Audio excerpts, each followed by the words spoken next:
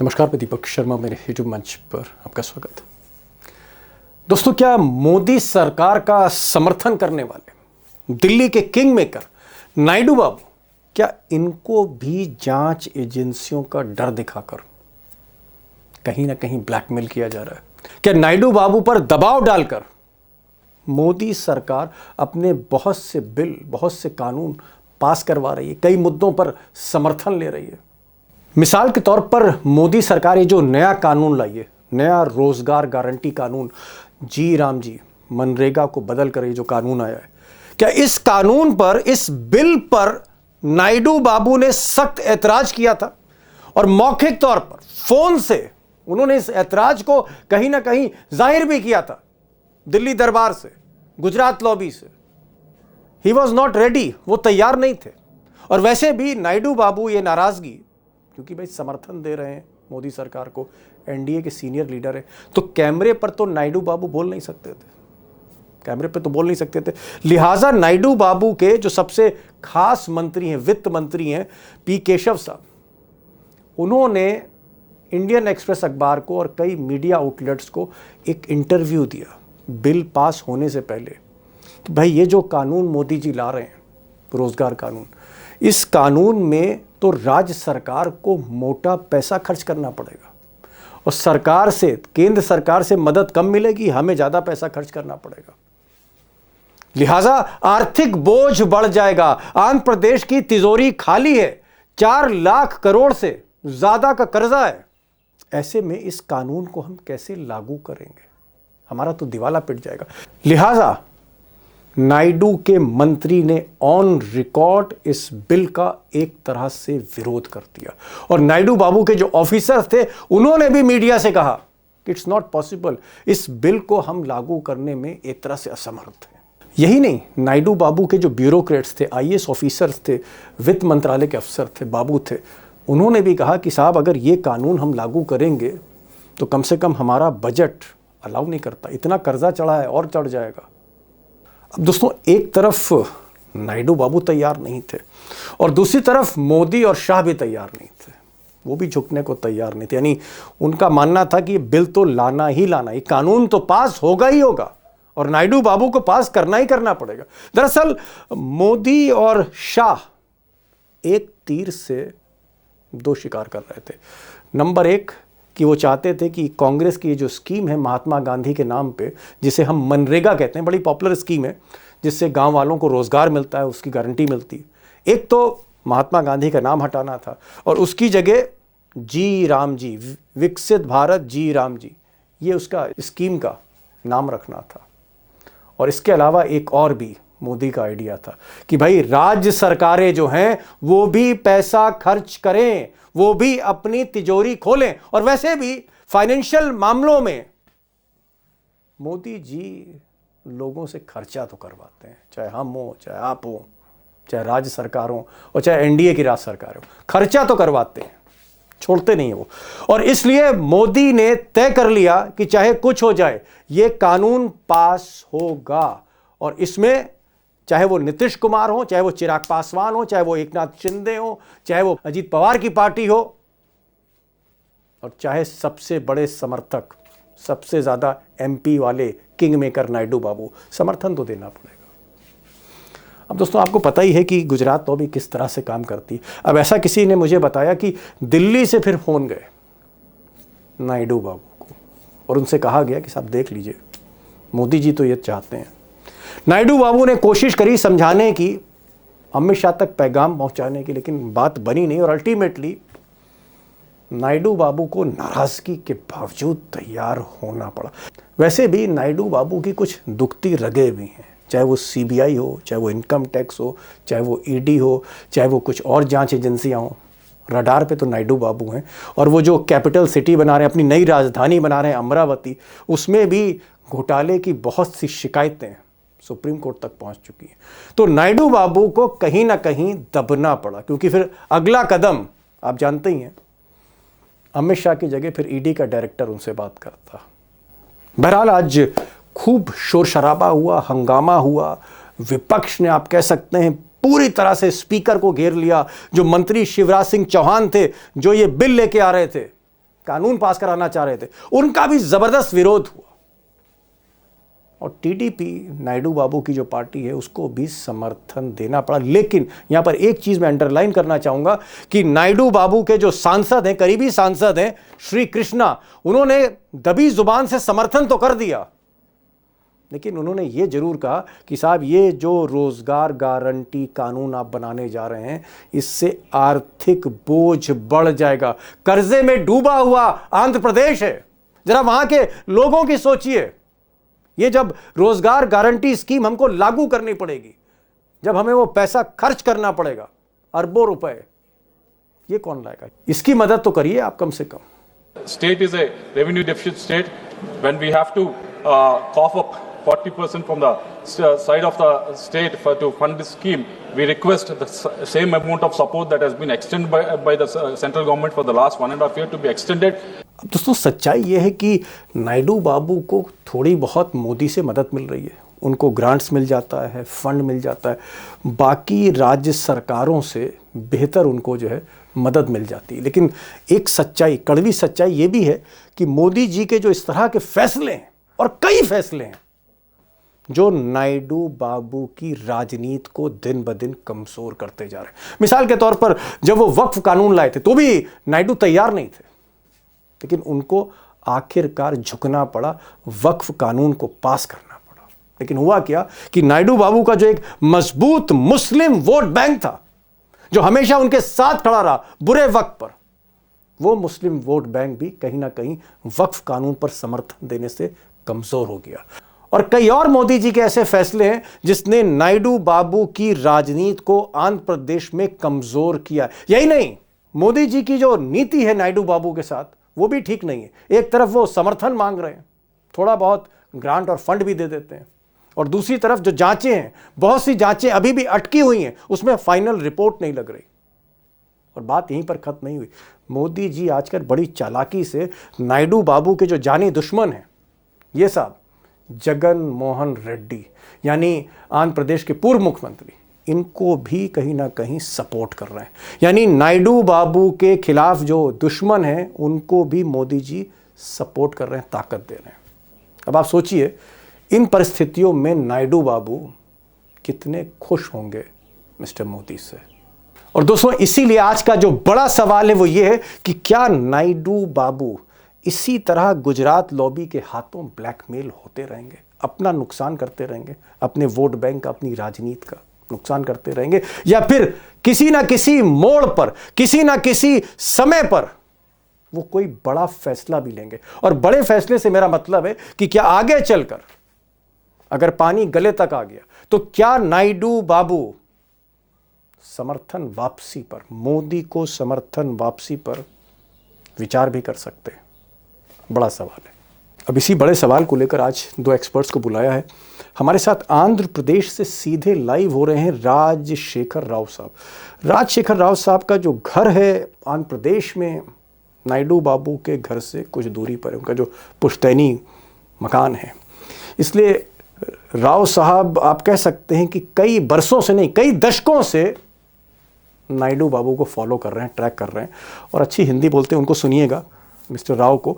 और उमाकांत जी को मैंने इसलिए बुलाया क्योंकि 1996 में जब नायडू बाबू मुलायम सिंह और यूनाइटेड फ्रंट की सरकार चला रहे थे दिल्ली में, जब मुलायम सिंह यादव रक्षा मंत्री थे, तब से 1996 से नायडू साहब को जानते हैं। तो उनसे भी मैंने पूछा है कि भाई इस वक्त नायडू बाबू की मनोस्थिति क्या है, स्टेट ऑफ माइंड क्या है इस वक्त उनका, और वो आगे क्या कर सकते हैं। राव साहब, अगर आप मानते हैं कि लाखों करोड़ का कर्जा है आंध्र प्रदेश पे, और इस कर्जे के बीच में नायडू बाबू जो है अमरावती जैसी राजधानी बनाना चाहते हैं, जिसको वो कह रहे हैं कि मैं सिंगापुर बनाऊंगा, मेरी नई राजधानी होगी, और भी बहुत से प्रोजेक्ट उनके अटके हुए हैं, पैसा चाहिए।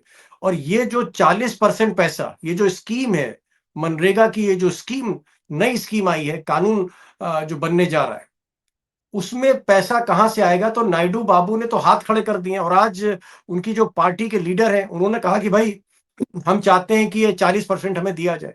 क्या आपको लगता है कि अंदर ही अंदर नायडू बहुत नाराज हैं मोदी जी से, उनको लगता है कि फंस गए? नहीं नहीं सर, उसमें कोई दो राय नहीं है। एक के बाद एक वक्फ बिल पे फंसाया उन्होंने नायडू बाबू को, फिर बाद में इस बिल पे फंसाया, और जो भी उन्होंने आश्वासन दिए थे चुनाव में, वो आश्वासन कुछ उसको पूरा नहीं कर रहे, उसका पैसा नहीं आ रहा है।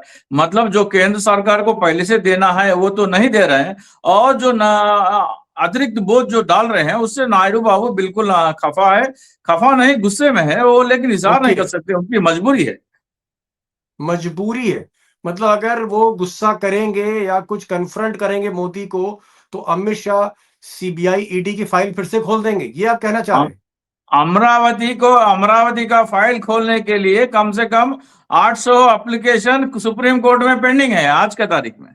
ओके। जनता लिख रही है कि इसका फाइल खोले, केवल एक अमरावती। हाँ हाँ चाहती है, हाँ का हो गया तो फाइल खुल जाएगी अमरावती। और चंद्रबाबू नायडू आपके पास बगल में तिहाड़ जेल में दिखाएंगे नहीं आपको। Okay okay okay. मामला बड़ा संगीन बता रहे हैं राव साहब, आंध्र प्रदेश से हैं, कुछ ही दूर पर इनका घर है, नायडू बाबू के घर से दूर।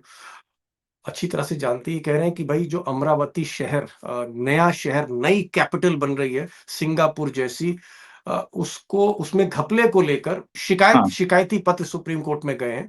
जी। और वो एक नायडू बाबू की दुखती रग है। सीबीआई और ईडी उस पर, उसके भी कुछ मामले हैं। एक मामले में भले ही मोदी जी ने क्लीन चिट दी, लेकिन बाकी कई मामले। भाई लखेड़ा साहब, एक तरफ मुकदमा है, दूसरी तरफ आर्थिक बोझ है, मोदी जी का तमाचा है। भाई नायडू बाबू इस वक्त क्या वाकई प्रेशर में है? प्रेशर में है? देखिए नायडू साहब की हालत ये है आज की तारीख में कि वो विरोध करते हैं तो फंसते हैं, और अगर वो इसके समर्थन में जो पार्शियल सपोर्ट उन्होंने किया है कि जी हाँ भी कर दिया है कि देखिए हम सपोर्ट में हैं, लेकिन हमारा ये रिजर्वेशन है कि स्टेट एक्सचेकर पर जो बोझ पड़ रहा जी है, ये जनता की, आंध्र प्रदेश के लोगों की समझ में नहीं आ रहा है। इनकी पार्टी का जो फीडबैक है, मेरी आंध्र प्रदेश, हैदराबाद के 5-6 जगह बातचीत हुई, परसों भी बातचीत हुई, कल भी बातचीत हुई, और मुझे ये फीडबैक मिला कि देखिए ये स्कीम्स जैसे चल रहा था उसमें छेड़छाड़ करने का कोई ज़रूरत नहीं था, क्योंकि जब ये यूपीए सरकार ने रोजगार गारंटी स्कीम को बनाया था तो पूरा वेल रिसर्च्ड है ये। और मैं रूरल डेवलपमेंट मिनिस्ट्री कवर करता था उस समय, Raghuvansh Babu rural development minister थे, तो हमने जी इसका एक-एक चीज़ को रिसर्च करके सवाल पूछते थे। तो इसमें इतना जिसको कहते हैं कि सेफगार्ड्स दिए गए थे। अब इन्होंने क्या कर दिया उसको कि सेंटर में और बोझ डाल दिया।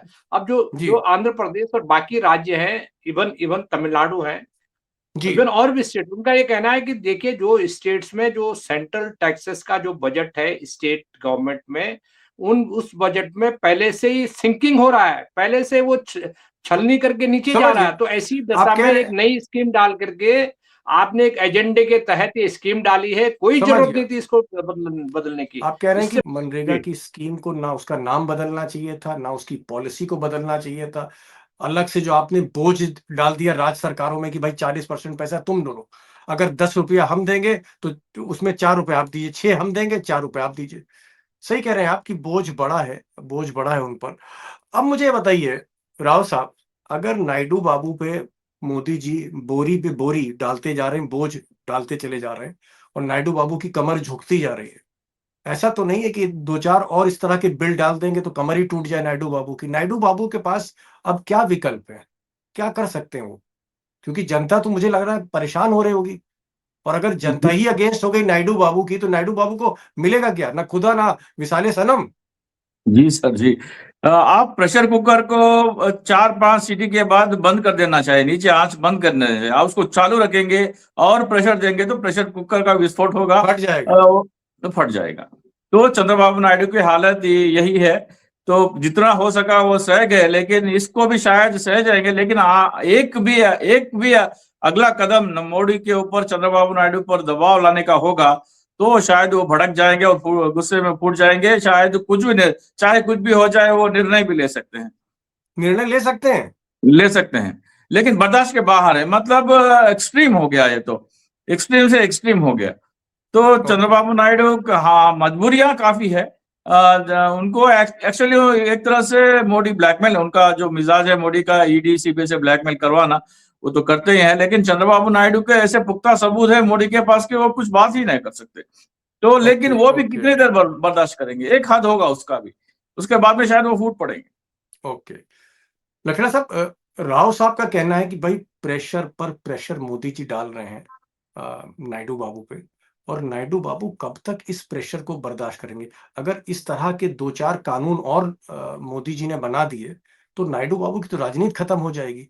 क्या आपको लगता है कि नायडू बाबू के पास अब विकल्प सिर्फ यही रह गया है कि समर्थन वापस करो, क्योंकि समर्थन देने से फायदा तो हो नहीं रहा? नहीं, समर्थन वापस वो इतनी जल्दी नहीं लेंगे। अभी अभी पूरे देश में जो अमेंडमेंट हुआ है कानून में रोजगार गारंटी के, उस संशोधन के खिलाफ देश में आंदोलन होने वाला है 19 तारीख के बाद। अब ये आंदोलन खास तौर पर बिहार में और आंध्र प्रदेश में तेज होने वाला है, क्योंकि मोदी सरकार को तेलुगु देशम पार्टी और जेडीयू नीतीश कुमार सपोर्ट की कर रहा है। जेडीयू। तो विपक्ष का फोकस ये रहेगा कि जो स्टेट पार्टीज जहां इस जहां बिल इनको का साथ सपोर्ट दे कर रही रहे है। हैं एनडीए गवर्नमेंट को, वहां आंदोलन को तेज करना है। तेज तो बाकी जगह भी होगा, क्योंकि ये बेसिकली क्या है कि ध्यान बटाने का कोशिश है। चंद्रबाबू नायडू को भी पता है ये। वो विरोध इसलिए नहीं करते कि विरोध करेंगे तो जाएंगे कहां। तो अब जब जनता के बीच में अपोजिशन पार्टीज इसको मुद्दा बनाएंगे, रोजगार गारंटी को लेकर के उसके उसको उसको जो निर्माण होता रोजगार गारंटी कानून का, उसको उससे जुड़े हुए तमाम ओके, जो संगठन है, विपक्षी पार्टियां, अगर ये आंध्र प्रदेश में आंदोलन का ऐलान करेंगी तो चंद्रबाबू नायडू को कोई पोजीशन लेना पड़ेगा कि भाई मैं ठीक। इसको क्यों, किस मजबूरी में सपोर्ट किया आपने, तो उसको जवाब देना पड़ेगा। अभी तो देखिए ना, पार्लियामेंट है, पार्लियामेंट में आपकी मेजोरिटी है, और धीरे धीरे करके जब आप पर अटैक होंगे जमीनी स्तर पर, आंध्र प्रदेश में चंद्रबाबू नायडू पर अटैक होंगे, उनका जो फाइनेंस मिनिस्टर है वो पहले ही कह जी। चुके हैं। कल उनका फ्लोर लीडर्स ने पार्लियामेंट में साफ साफ बोल दिया कि एक्सचेकर पर बर्डन बढ़ेगा, ये जेपीसी को सौंप दिया गया है अभी स्क्रूटनी के लिए। तो हो सकता है कि कुछ महीने 2 महीने के लिए टल जाए, लेकिन आंदोलन की गति तेज होने वाली है। चाहे जेपीसी की बैठक होगी, जेपीसी में तो चंद्रबाबू नायडू के लोग रहेंगे। तो ये जो ठीक है। आंदोलन है, इस आंदोलन को थाम पाना चंद्रबाबू नायडू के बस की बात नहीं होगी, और ओके। इनको घुटने टेकने पड़ेंगे आने वाले वक्त में, ऐसा मुझे ठीक है। लगता है। जी। ठीक। राव साहब, आपको क्या लगता है कि अगर नायडू बाबू के पास नंबर होते, मतलब उनके पास सिर्फ 16 सांसद हैं, अगर ज्यादा सांसद होते, मतलब मान लीजिए 25-30 सांसद होते, तो क्या नायडू बाबू अब तक समर्थन वापस ले चुके होते, मोदी से बैसाखी खींच चुके होते? दीपक सर, आज तक तो चंद्रबाबू नायडू इसी इंतजार में शायद बैठे रहे होंगे कि कोई आगे से अगर कोई पहल हुई, नीतीश कुमार या जयंत चौधरी या आपने कहा कि एकनाथ चिराग शिंदे। पासवान, हाँ, एकनाथ शिंदे से पहल होगी तो हम बैठेंगे, लेकिन अभी वो हाल नहीं रहे। चंद्रबाबू नायडू को अब मोदी का कांटा जो है, डेली का पैर में जो कांटा चुभ रहा है उसको हटाना चाहते हैं, शायद वही आगे बढ़ेंगे। देखो भाई, हम तो तैयार बैठे हैं, अगर कोई आना चाहे तो अपने अपना रजामंदी दे दे, हम इनको हटाते हैं। या तो बीजेपी के भीतर मोदी को हटाए या मोदी को हटा जी। के राहुल जी को बिठाए। ये पहल शायद वो शुरू करेंगे, अपने अपने आदमी को भेजेंगे घटक दलों के पास। Okay, okay. दोनों हमारे एक्सपर्ट्स का मानना है कि भाई नायडू अंदर ही अंदर भीतर से हिले हुए परेशान है बहुत ज्यादा अंदर से, और उनको समझ नहीं आ रहा कि करें तो क्या करें, क्योंकि उनके पास अप्रोप्रिएट नंबर नहीं, पर्याप्त उनके पास सांसद नहीं है। 16 ही सांसद हैं, और 16 सांसदों से मोदी की सरकार नहीं गिरती। नीतीश कुमार फिलहाल, उनका स्वास्थ्य ठीक नहीं है। बाकी जो पार्टियां हैं एनडीए में, बहुत छोटी छोटी पार्टी, किसी के पास 5 सांसद, किसी के पास 2, उससे बात बनती नहीं। नायडू बाबू मौके के इंतजार में, उनको एक मौके की तलाश है जहां मौका मिले और वो कदम आगे बढ़ा दें। लेकिन वो मौका कब आएगा दोस्तों, उसका तो इंतजार करना पड़ेगा। लेकिन मोदी के इस जो सितम बार बार हो रहे हैं, नायडू की सियासत कहीं ना कहीं सिमटती हुई दिख रही है आंध्र प्रदेश में। नायडू बाबू इज इन ट्रबल, हम ये कह सकते हैं। और अगर नायडू बाबू इज इन ट्रबल हैं, वो परेशान हैं, तो एनडीए में सब कुछ ठीक नहीं चल रहा है। लखरा साहब, बहुत बहुत शुक्रिया आप आए, और राव साहब आपका भी बहुत बहुत शुक्रिया। Thank you so much for coming to this program, joining this show. Thank you so much.